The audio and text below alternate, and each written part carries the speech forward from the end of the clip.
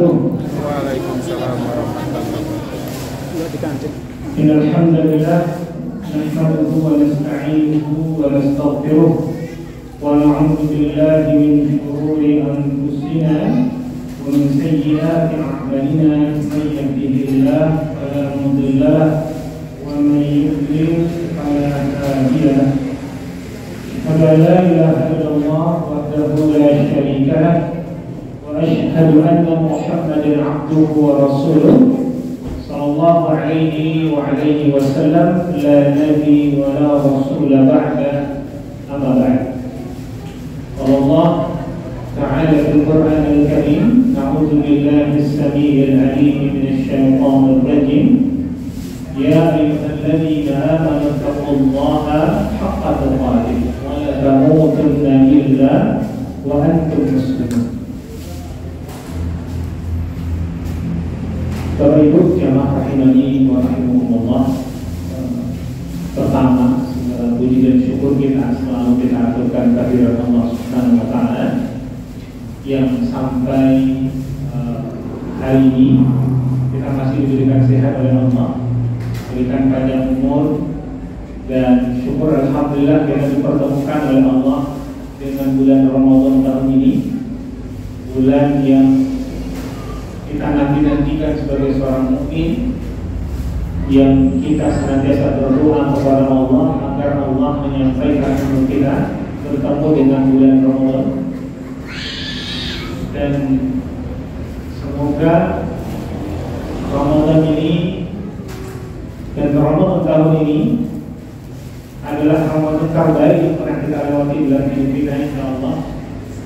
Artinya dibandingkan bulan-bulan Ramadan tahun-tahun yang silam, mudah-mudahan ketaatan kita itu bertambah, semangatnya bertambah, sehingga keutamaan-keutamaan yang Allah janjikan di Ramadan ini kita dapatkan. Dan apalagi ada satu amalan yang tentunya yaitu yang puasa ini adalah amalan yang mengantarkan kita kepada ketakwaan. Maka mudah-mudahan di Ramadan ini amalan-amalan yang Masya Allah yang begitu banyak yang harusnya kita lakukan itu betul-betul bisa menghadirkan atau mengantarkan kita kepada pribadi yang la'allakum tattaqun, yang menjadi pribadi yang bertakwa. Banyak amalan utama yang kita kerjakan di bulan Ramadan. Puasa itu sendiri, ada salat tarawih, ada baca Quran, ya, dan kemudian banyak sekali ibadah-ibadah yang lain. Insya Allah, jamaah yang saya yakin semua kita sudah senang mengerjakannya. Terutama juga tadarus Quran. Karena Nabi kita SAW setiap malam bulan Ramadan itu didatangi oleh malaikat Jibril dan kemudian membaca Quran atau tadarus Quran sebenarnya. Maka mudah-mudahan kita juga senang baca Quran atau tadarus Quran juga di bulan Ramadan. Walaupun kalau di masjid tadarus Quran itu istilahnya ya khatam patungan, ya, jadi khatamnya patungan. Tapi yang jelas dalam tadarus itu kalau teman kita baca, kita ikut mendengarkan agar kita terhitung membaca mendapatkan pahala. Jangan sampai temannya baca kita sibuk makan tahu susu atau sibuk ngobrol gitu. Biasanya kan biasa ya di kampung-kampung itu dijatah itu ada snack buat orang tadarus gitu ya. Biasanya ada yang fokus makan, ada yang fokus ngaji. Kalau bisa kita giliran baca, giliran orang baca kita itu mendengar. Kalau itu sekalian Allah, artinya semoga Ramadan ini kita maksimalkan waktu kita untuk beribadah beramal soleh, apalagi kita tidak ada jaminan untuk bertemu dengan bulan Ramadan tahun depan. Ya, kita tidak ada jaminan untuk bertemu dengan bulan Ramadan tahun depan. Karena kita nggak tahu tentang takdir umur kita sampai kapan. Ya. Apalagi yang kalau sudah usia 60 sampai 70 tahun itu kan sudah usia rawan apa kan? Siap-siap. Rawan apa? Siap-siap. Siap dijemput. Ya walaupun kemudian nggak ngerti yang duluan. Karena yang namanya mau itu giliran atau urutan. Giliran. Giliran atau urutan? Giliran. Ibu mau itu giliran atau urutan? Maunya urutan gitu ya. Yang masih muda maunya urutan. Kalau urutan yang dua-dua gitu ya. Yang muda belakangan gitu ya. Tapi masya Allah apa namanya? Itu adalah giliran. Nah bisa saja yang tua duluan dan muda yang muda belakangan. Bisa saja saya yang belakangan dengan duluan. Atau sebaliknya ya, saya belakangan dengan duluan. Tapi kalau yang untuk itu nggak usah ngajak-ngajak ya. Monggo duluan monggo gitu ya. Nah, jemaah yang dimuliakan oleh Allah Subhanahu wa taala, artinya kita manfaatkan Ramadan ini sebaik-baiknya. Jangan menyibukkan diri dengan perkara-perkara yang bermanfaat. Ada yang kadang-kadang Ramadan pun masih sibuk dengan TikTokan. Ada yang sibuk dengan main HP. Ada juga yang sibuk main catur, isi waktu main catur gitu ya. Ada juga main karambol. Ada lagi yang sibuk tidur. Ada yang mengatakan bahwa tidurnya orang puasa itu kan ibadah. Ya yang mana dulu nih? Jadi tidurnya misalkan habis subuh tidur sampai zuhur, terus sholat zuhur tidur sampai asar, itu bukan ibadah, itu orang malas. Itu orang malas yang begitu. Maka tidur yang bisa jadi ibadah itu misalkan seseorang itu terasa capek, lemas, khawatir akan batalnya puasanya, maka kemudian dia tidur agar puasanya terjaga. Nah tidur yang seperti itu bernilai ibadah. Tapi kalau tidur terus, nah itu namanya puasa ular. Ular itu kalau habis makan dia tidur. Dan nanti tidak berkualitas. Yang seharusnya Ramadan itu diisi dengan kebaikan, dengan amal soleh, dengan ibadah. Jangan kita isi dengan yang tidak bermanfaat. Jangan rusak pahala puasa kita dengan riba, dengan bicara-bicara kotor, dengan dusta, bicara-bicara keji. Jangan rusak pahala ibadah kita. Apalagi ada sebagian ibu-ibu, nggak tahu lah, mudah-mudahan nggak datang ibu-ibu yang begitu ya. Ada yang mereka kalau ketemu itu mesti ngajak ngomong orang, ngajak gibah, ngajak ngosip. Kadang-kadang ada juga yang sadar gitu ya. Bilang nggak boleh posoknya oleh gibah. Ya wes kowe yang tarawih. Boleh nggak? Tetap saja habis tarawih itu juga tidak boleh. Jadi usahakan lisan kita itu betul-betul dijaga. Karena puasa itu Bapak Ibu sekalian rahimahullah tidak hanya menahan lapar dan haus saja. Puasa itu tidak hanya menahan lapar dan haus saja. Jadi puasa itu adalah menahan lapar dan haus, dan dari segala yang membatalkan atau yang merusak pahala puasa kita, dari terbit fajar sampai terbenam matahari itu puasa. Jadi sehingga tidak hanya sekedar menahan lapar dan haus. Karena ada juga orang-orang yang kemudian mereka itu puasa, menahan lapar dan haus, tapi gak dapat pahala puasa. Contohnya siapa? Mereka yang puasa, menahan lapar dan haus, tapi gak sholat 5 waktu. Nah itu puasanya sah karena menahan lapar dan haus dari terbit fajar sampai terbenam matahari, tapi pahalanya nggak ada lantaran tidak sholat. Ada nggak di masyarakat orang puasa tapi nggak sholat? ada juga. Dan sebenarnya orang-orang yang seperti itu mereka tak mendapatkan panggilan sebenarnya. Karena puasa ini atau Ramadan ini adalah untuk orang-orang khusus. Siapa yang dipanggil oleh Allah adalah ya ayyuhalladzina amanu, orang yang beriman. Bukan ya ayyuhal muslimun. Tidak dikatakan muslim secara umum. Juga tak dipanggil ya ayyuhal qawiyyun, wahai orang-orang yang fisiknya kuat. Nah, itu kalimatnya.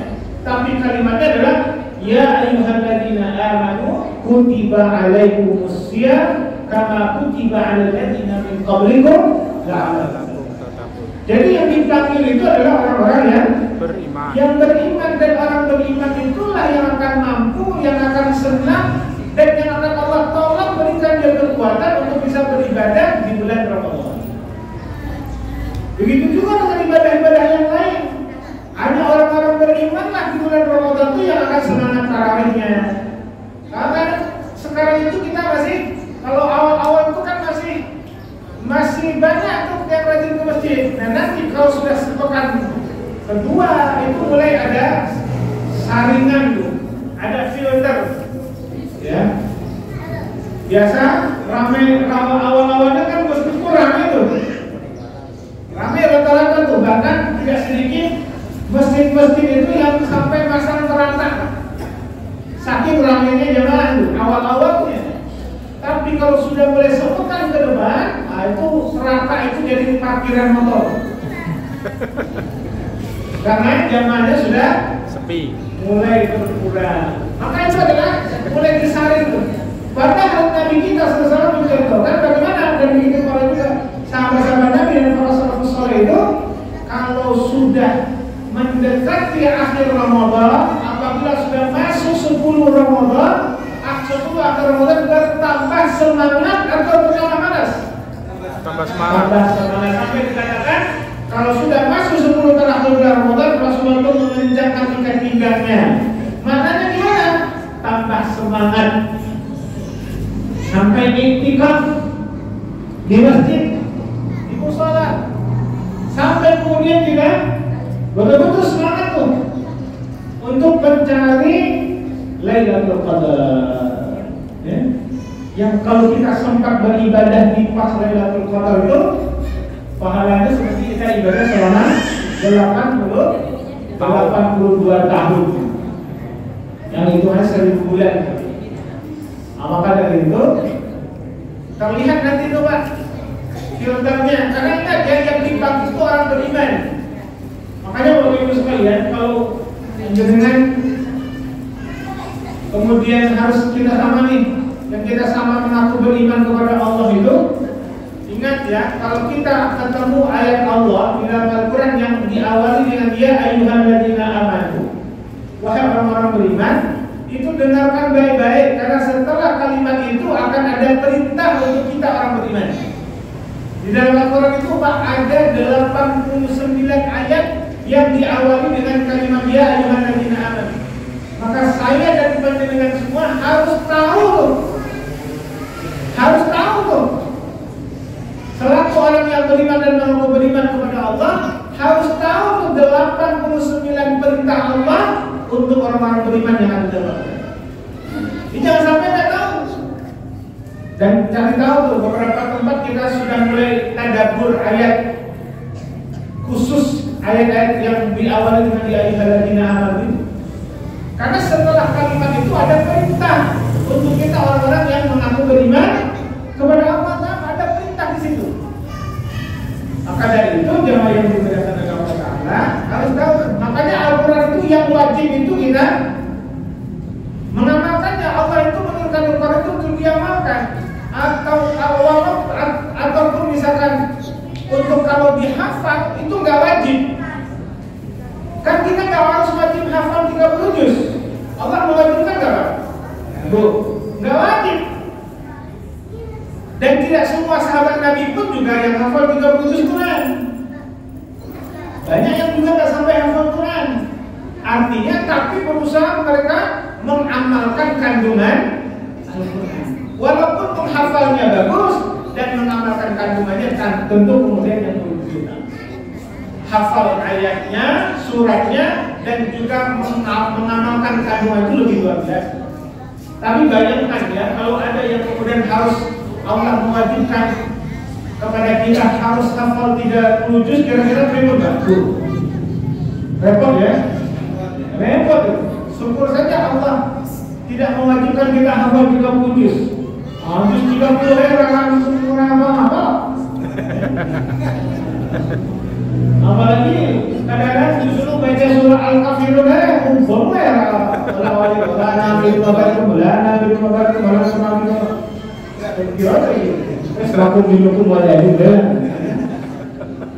Bulan baca. Jadi tidak bisa ya. Tapi kalaupun kita tidak hafal Quran, kita harus berusaha menghafal. Nah, setidaknya Bapak Ibu sekalian, bagi kita yang orang beriman dan mengaku beriman, itu harus tahu 89 ayat Allah yang diawali dengan ya ayyuhalladzina amanu, yaitu menjadi perintah bagi kita orang beriman. Karena setelah kalimat itu ada perintah dari Allah untuk orang-orang yang beriman itu. Makanya ulama mengatakan kalau kalian mendengarkan kalimat ya ayyuhalladzina amanu dalam Al-Quran, dengarkan baik-baik. Karena setelah itu akan ada perintah untuk kalian. Nah, salah satu ayat itu ya ayyuhalladzina amanu kutiba alaikumus, diwajibkan kita untuk berpuasa di bulan Ramadan ya. Sebagaimana diwajibkan juga kepada orang-orang sebelum kita agar kita bertakwa. Nah, Bapak Ibu sekalian, rahimahullah. Nah, pada kesempatan kali ini kami ingin mengingatkan dengan satu tema ya,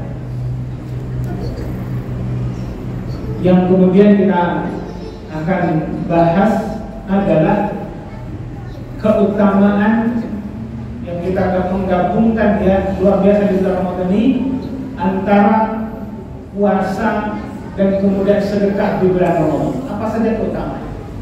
Dan kita tahu Bapak Ibu sekalian Allah, dikatakan oleh kepada kita dari Ibnu Abbas radhiyallahu anhu, kana Nabi sallallahu alaihi wasallam ajwadan nasi wa ajwadu ma yakunu fi Ramadan. Kata Nabi ya, dari Ibnu Abbas radhiyallahu anhu, dia berkata, adalah Nabi sallallahu alaihi wasallam ya adalah orang yang paling gemar sedekah, dermawan. Dan sementara apabila beliau memasuki bulan Ramadan, maka bertambahlah kedermawanan. Jadi zaman yang berkata Nabi itu di luar Ramadan terkenal kedermawanannya. Namun setelah tatkala memasuki Ramadan, bertambahlah kedermawanannya. Tambah rajin sedekahnya. Makanya para sahabat-sahabat atau para salaful ummah dulu, mereka itu tidak sedikit mereka itu mengumpulkan harta yang kemudian nanti tatkala memasuki bulan Ramadan mereka gunakan untuk bersedekah. Ada sahabat Nabi yang kemudian atau salafus saleh itu mereka yang setiap bulan Ramadan mereka tidak bekerja, dia fokus beribadah, beramal saleh di bulan Ramadan. Ya, mereka yang begitu, yang usaha, yang dagang, dia nggak dagang, pokoknya selama Ramadan fokus ibadah.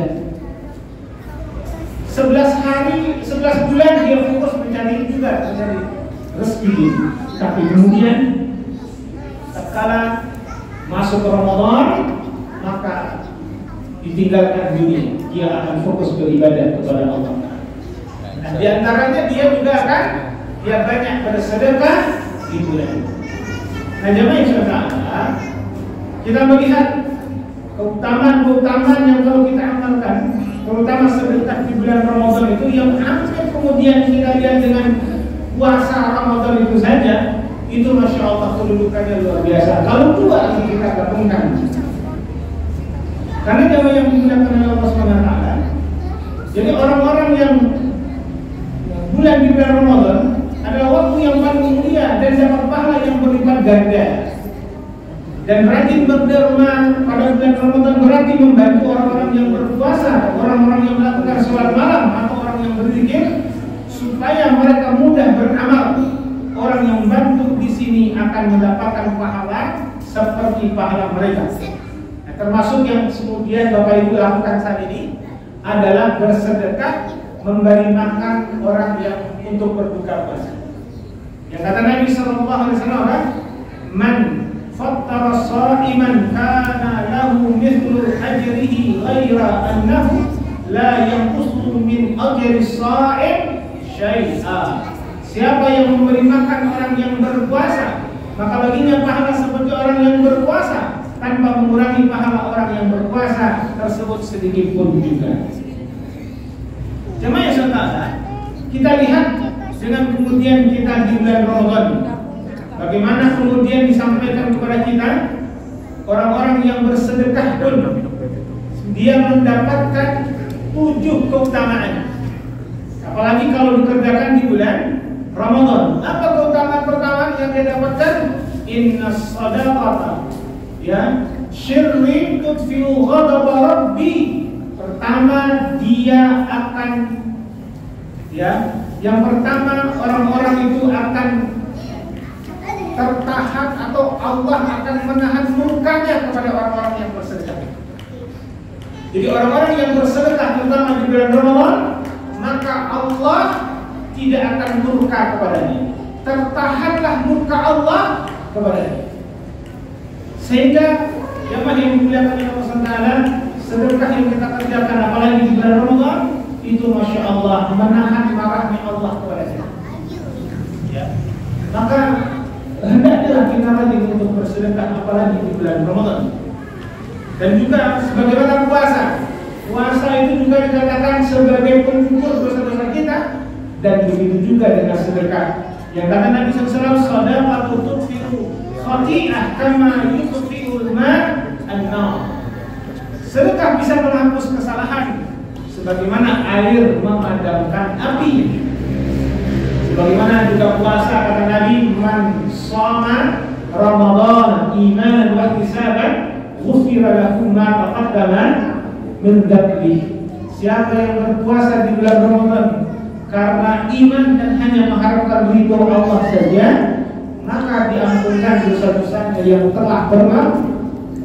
Dan Masya Allah, Nabi mencontohkan amalan yang utama yang bersedekah di bulan Ramadan, bertambah semangatnya di bulan Ramadan untuk bersedekah, lantaran Masya Allah sedekah itu juga akan menggugurkan dosa-dosa kita, akan menahan marahnya Allah, akan murkanya Allah kepada kita. Maka dari itu jemaah yang dimuliakan oleh Allah Taala, puasa kita jaga karena puasa itu bisa menghalangi juga kemudian kita dari api neraka. Dan insya Allah juga termasuk puasa itu juga bisa membuat kita dikatakan gugurnya dosa-dosa kita. Dan kemudian sedekah juga menjaga pelakunya terhindar dari api neraka. Sebagaimana kata Nabi SAW, "Fattaqun nar walau bisyiqqi tamrah." Hendaklah kalian memelihara diri kalian dari api neraka walaupun kalian bersedekah dengan sebiji kurma. Walaupun kalian bersedekah dengan sebiji kurma, bersedekahlah. Karena sedekah itu luar biasa. Bahkan dalam surah Al-Munafiqun dikatakan bahwasanya orang kalau sudah meninggal dunia itu ngadu sama Allah, minta sama Allah, ya Allah seandainya Engkau menunda kematian kepadaku hanya sebentar saja, maka saya akan bersedekah. Mengingat pahala sedekah itu sangat besar pahalanya. Ya, kebaikannya sangat besar. Maka dari itu jamaah yang dimuliakan oleh Allah Taala, ya, fattaqun nar walau bisyiqqi tamrah. Peliharalah diri kita dari api neraka walaupun kita hanya bersedekah dengan sebiji. Artinya jangan sedekahnya jangan sebiji aja, jangan terlalu tekstual juga, gitu ya. Punya kurma sekian atau dikasih sebiji-sebiji itu jangan perlu juga. Ini pengibaratannya. Ini nih, kita itu ingin selamat dari api neraka nih, walaupun kita sedekah mampunya hanya sebiji kurma, ya udah sedekah lah. Ya boleh yang lain.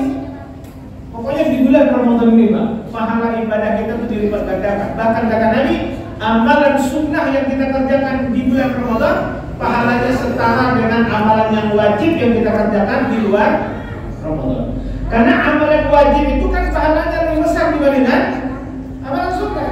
Misalkan nih, rakaatul fajr khairun minad dunya wa ma fiha, 2 rakaat sebelum subuh lebih baik daripada dunia dan seisinya. Itu sholat sunnahnya. Sholat wajibnya lebih besar pahalanya. Siapa yang menjaga 4 rakaat qabliyah zuhur dan 4 rakaat setelah zuhur, ba'da zuhur, hurrimat 'alan nar, maka dia akan selamat dari api neraka. Maka itu sholat sunnahnya. Apalagi sholat zuhur, sholat wajibnya, itu pahalanya lebih besar.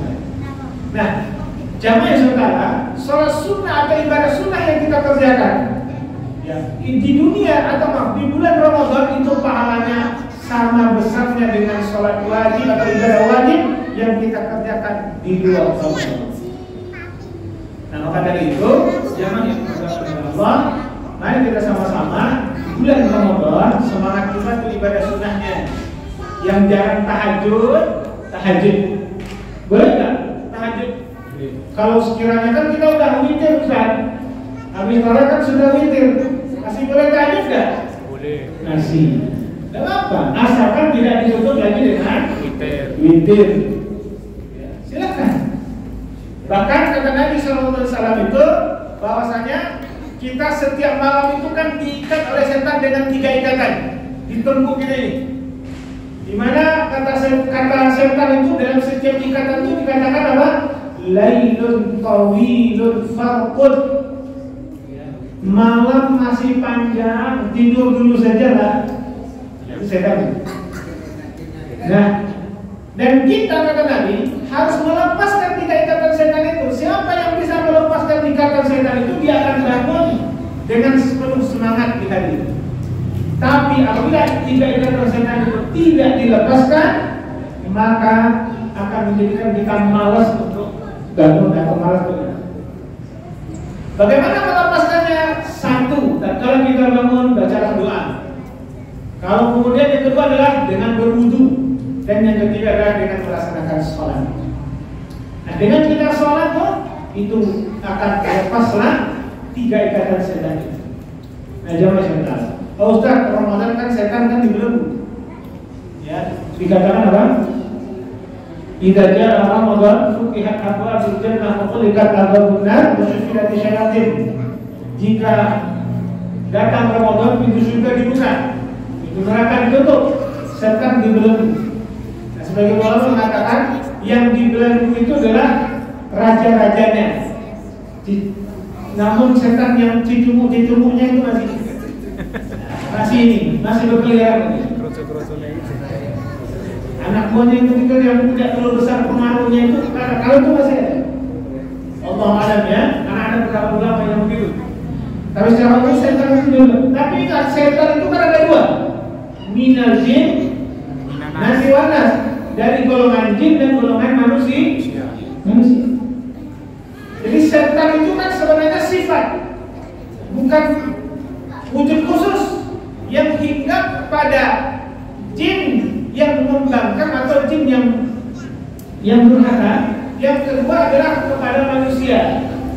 Jadi sifat manusia itu punya sifat syaitaniyah itu yang nempel pada dirinya. Nah, makanya salah satunya menghalang-halangi orang ibadah amal soleh itu setan.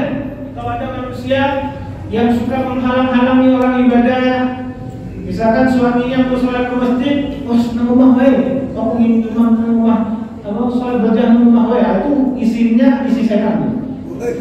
Maksudnya bukan sifat setannya muncul. Karena kan laki-laki itu kan sholatnya di masjid, itu laki-laki soleh. Yang di rumah kan, yang di rumah laki-laki soleh, yang di masjid itu laki-laki yang soleh. Kalau itu gimana? Sholat tarawihnya utama di rumah atau di masjid? Ya? Ibu-ibu tuh boleh ke masjid kalau memenuhi 4 syarat. Apa syaratnya? 1, izin suami mengizinkan. 2, perjalanan ke masjid aman, tidak ada yang mengganggu. 3, tidak ada yang reseh. Ketiga adalah kewajiban yang di rumah untuk anak-anaknya, gitu ya. Siswanya itu sudah terpenuhi. Dan kemudian niatnya betul-betul ke masjid itu adalah hanya ingin ibadah, ya, tidak ada niat yang lain. Jangan sampai ke masjid, Bu, kenapa senang ke masjid? Pak imamnya senang kan? Itu masalah. Nah, kalau ada ibu yang itu mendingan rumah wes, ya, karena sudah ada niat yang berbeda, kan? Apalagi ini jendis ingin ketemu duren, tahu nggak jendis ketemu duren? Ada janda kembang ingin ketemu duda keren, ingin lirik-lirikan, janjian gitu kan? Main mata dengan antara duda dengan janda, gitu kan? Nah itu mendingan kalau ada yang begitu tuh, mendingan di rumah saja lah. Gak usah ke masjid karena niatnya sudah sama, gitu ya. Tapi kalau nggak satu terpenuhi, maka boleh ke masjid, ya, ke masjid.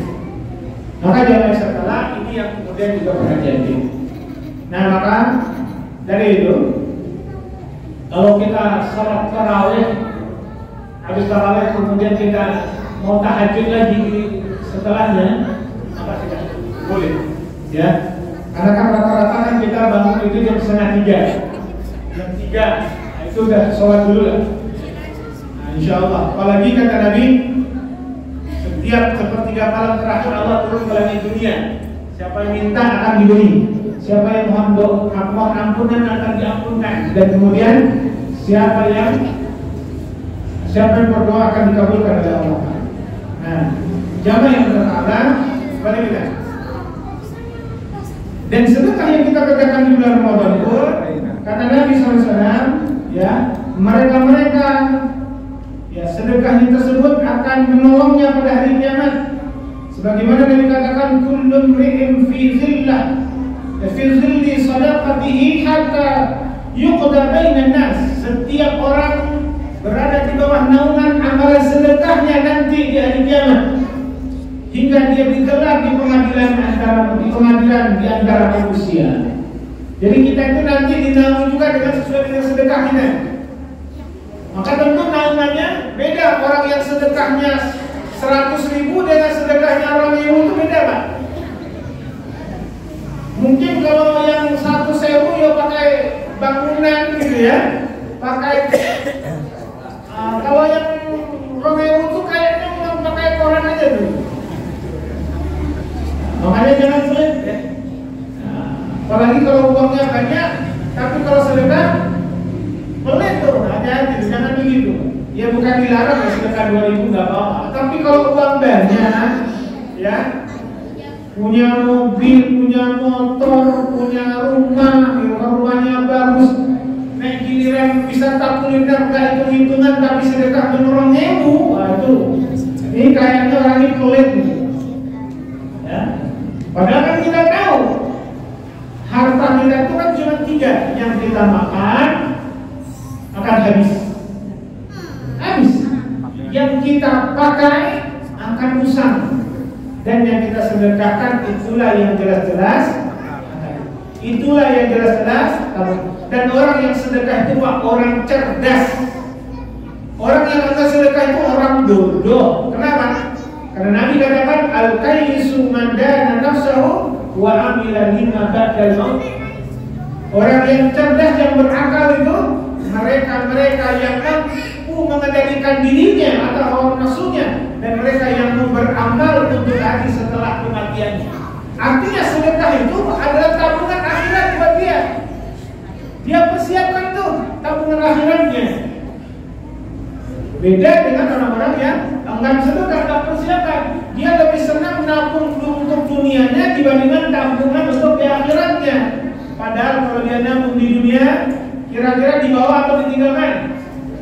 Ditinggalkan. Karena banyak orang-orang itu, Pak, yang kemudian dia sibuk ngomong-ngomong harta, Allah meninggal gitu, Pak. Yang senang siapa? Ahli warisnya. Sudahlah kemudian dia itu tidak merasakan, tidak menikmati, di akhirat dia dihisab terkait dengan harta yang dia tinggalkan itu. Karena kan semakin banyak yang kita dapatkan di dunia ini kan semakin banyak juga hisabnya. Dunia ini kan seperti kita belanja di supermarket. Semakin banyak yang kita ambil dan kita dapatkan, itu semakin lama antrinya di kasir. Di dunia pun begitu, di akhirat nanti juga begitu. Di dunia ini kita begitu banyak yang kita dapatkan dari dunia ini, maka nanti pertanyaannya juga akan lama. Maka jangan lupa, kalau Allah takdirkan kita jadi orang kaya, harta banyak, maka gunakan itu sebagai sarana fasilitas untuk kita ibadah. Dan saya ingatkan, jangan pernah kita berharap orang lain itu beramal untuk kita. Jangan pernah berharap. Ya, jangan pernah berharap orang lain itu beramal, termasuk terhadap anak kita sendiri, Pak. Jangan pernah berharap anak itu beramal untuk kita.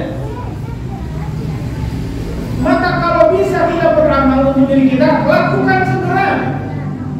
Ya, jangan tunggu orang lain beramal untuk kita. Karena kalau kita punya anak itu, Pak, kita punya tinggalkan harta banyak, paling dia ingat sama kita tuh sebulan, 2 bulan, 3 bulan, nanti itu udah biasa lagi. Bahkan tidak sedikit juga mereka yang berantem kakak adik gara-gara warisan. Hati-hati. Sementara kita berteriak-teriak di kuburan kita, harta mana yang telah saya usahakan. Makanya Nabi katakan apa? Yatba'ul mayit talatan. 3 perkara yang mengantarkan mayit ke kuburannya, 2 perkara yang pulang, 1 yang ikut. Siapa yang mengantarkan? Keluarga kita, harta kita, dan amal kita. Keluarga dan harta kita pulang meninggalkan kita. Yang tinggal cuma 1 adalah amal. Makanya orang yang bersedekah lagi di bulan Ramadan itu Masya Allah, ya, Insya Allah orang-orang ini akan mendapatkan banyak kebaikan, dan bahkan dikatakan dia akan akan dijauhi oleh sedekahnya nanti di hari kiamat. Dan orang sedekah itu kata Nabi akan menjadi sebab kesembuhan dari penyakitnya. Jadi sedekah itu bisa menyembuhkan. Dawu mardakum bisadaqah. Obatilah sakit-sakit atau penyakit-penyakit kalian dengan banyak bersedekah. Ini Bapak Ibu ya. Dengan Pak, kalau ada sakit yang susah sembuhnya, ya, yang susah ketemu obatnya, maka jadikanlah sedekah sebagai wasilah kesembuhan. Jadi habis sedekah itu, ya Allah, jadikanlah sedekah saya ini sebagai wasilah kesembuhan saya, wahai Allah. Maka bersedekah. Karena Nabi katakan dawu mardakum bisadaqah. Obatilah penyakit-penyakit kalian itu dengan bersedekah. Maka ibu-ibu bapak sekalian, kalau kita punya sakit, maka rajin sedekah. Karena insya Allah sedekah itu bisa menjadi sebab Allah mendatangkan kesembuhan kepada kita. Ya, Allah mendatangkan kesembuhan untuk kita. Maka rajin-rajinlah kita bersedekah, insya Allah Allah akan berikan kesembuhan kepada kita. Ya, apalagi di bulan Ramadan, sudahlah sedekah di bulan Ramadan, doa-doa kita akan mustajab, masya Allah. Dan jemaah yang dimuliakan oleh Allah Taala, ya. Dan dengan kita bersedekah itu, kata Nabi SAW, sebagai penawar dari penyakit hati kita. Jadi kata Nabi SAW mengatakan, in aradta tanina qalbika fa'af'id miskina wamsah ra'sal yatim. Kata Nabi SAW, jadi ada orang yang suatu ketika Bapak Ibu yang mengeluh, hatinya itu keras. Ya, dia mengeluh, hatinya itu merasa keras. Hatinya masuk keras itu gimana, Pak? Jadi salah satu, Pak Bu, tanda hati kita itu keras itu adalah susahnya air mata kita menetes tatkala berdoa beribadah kepada Allah. Itu orang hatinya sudah keras. Maka kata Nabi Sallallahu Alaihi Wasallam, ya, lembutkanlah hati kalian itu apa? Dengan memberi makan orang miskin kepala anak yatim. Jadi kata Nabi, kalau hati kita itu keras, maka lunakkan hati kita dengan apa tadi Bu? Memberi makan siapa? Fakir miskin dan mengusap kepalanya anak yatim. Tapi kalau ketemu anak yatim, jangan hanya mengusap kepalanya saja, jangan sendirian beneran. Usap toh mau dikit orangnya ya 10.000 atau itu kan senang dia. Lihat sini deh. Tapi makanya kata Nabi itu, anak yatim itu ada batasan umurnya. Kapan sampai usianya balik? Kalau sudah balik bukan anak yatim lagi. Makanya kalau belum balik itu kalau pusat kepalanya masih luas Pak. Nah kalau nggak dibatasi ya repot. Nah yatim masa diusap kepalanya kan baru menurut yatim itu kan. Ya. Maka batasan yatim itu adalah sampai usia balik. Kalau sudah balik bukan dia itu anak yatim lagi dan tidak boleh mendapatkan hak dari harta anak yatim. Dan termasuk piatu itu Pak, yang kena itu kan yang dapat jatah itu kalau dalam Islam itu kan yang terkena kan cuma yatim. Iya, piatu itu kan cuma ada di Indonesia saja. Dan orang yang meninggal bapaknya itu yang sebagai yatim. Kalau ibunya meninggal itu dia tidak mendapat hak seperti anak ya. Ini harus juga diingatkan. Karena juga banyak kadang-kadang yayasan panti asuhan yang kadang-kadang katakan anak yatim, darul aitam. Tapi di situ orang-orang anaknya sudah SMA, sudah kuliah, ada yatim. Salah sasaran. Kecuali ditulis yatim dan du'afa, nah itu mungkin masuk. Nah ini ya. Maka ini jelas di sini ya. Jadi kalau kita ingin, kalau hati kita ingin keras, lunakkanlah hati kita yang keras tadi dengan apa? Memberi makan fakir miskin dan kemudian mengusap kepala anak yang insya Allah. Maka itu utama sedekah yang kita dapatkan. Dan yang terakhir, dengan kita bersedekah, kita artinya adalah menolak datangnya musibah kepada kita. Ya, sebagaimana Nabi kita mengatakan Allah memerintahkan kepada kalian bersedekah. Maka perumpamaan hal itu seperti ibarat seorang laki-laki yang ditawan oleh musuh. Kedua tangannya diikat ke lehernya, lalu mereka membawa pria tersebut untuk mereka penggal lehernya. Lalu tawanan ini berkata, saya tebus diriku ya dari kalian dengan tebusan yang banyak. Artinya adalah orang yang bersedekah itu berarti dia telah menebus dirinya dan agar dia tidak terkena bencana atau musibah.